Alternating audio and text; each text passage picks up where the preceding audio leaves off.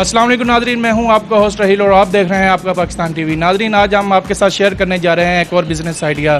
आज हम मौजूद हैं एक इलेक्ट्रॉनिक्स दुकान पे जहां पर ये चीज़ें इंस्टॉलमेंट पे देते हैं।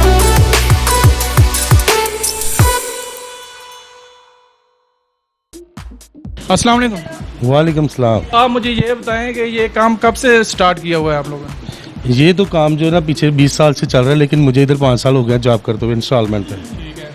अच्छा, आपके पास कौन कौन से आइटम मौजूद हैं? हमारे पास इलेक्ट्रॉनिक्स की तमाम आइटम्स मौजूद है। मोबाइल्स हैं हमारे पास, बाइक्स हैं हमारे पास, ये फ्रिजेज हैं, माइक्रोवेव हैं, वॉशिंग मशीन हैं, एसी हैं। अच्छा, इसको स्टार्ट करने के लिए कितनी इन्वेस्टमेंट चाहिए होती है?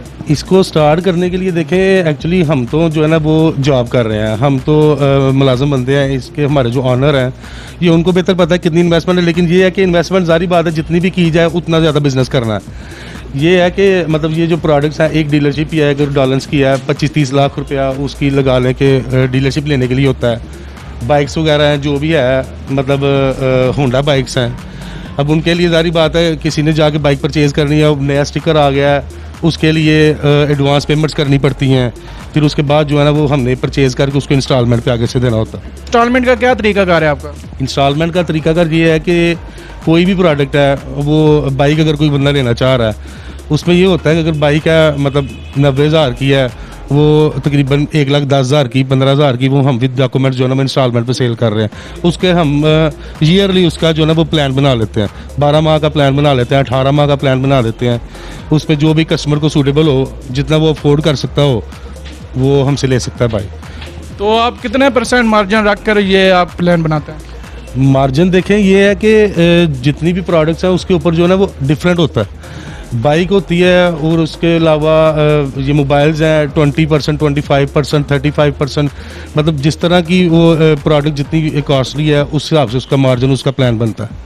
अगर एक बंदे के पास इतनी इन्वेस्टमेंट है 1 करोड़ रुपए तक, अगर वो इस काम को स्टार्ट करना चाहे तो उसको आप क्या मशवरा दोगे? बिल्कुल, ये काम तो 200% ये करना चाहिए। ये समझ लें कि एक ऐसा बिज़नेस है कि वो कहते हैं ना कि रुपये के साथ रुपये ही आता है। ये ऐसा ही बिज़नेस है कि इसके अंदर जितनी इन्वेस्टमेंट करनी है उतना ज़्यादा रुपया कमाना है आपने। अच्छा, मुझे ये बताएं कि इस बिज़नेस में क्या नुकसानात और क्या फ़ायदे हैं? इसमें नुकसान ये है कि बंदे डिफ़ॉल्टर हो जाते हैं, भाग जाते हैं।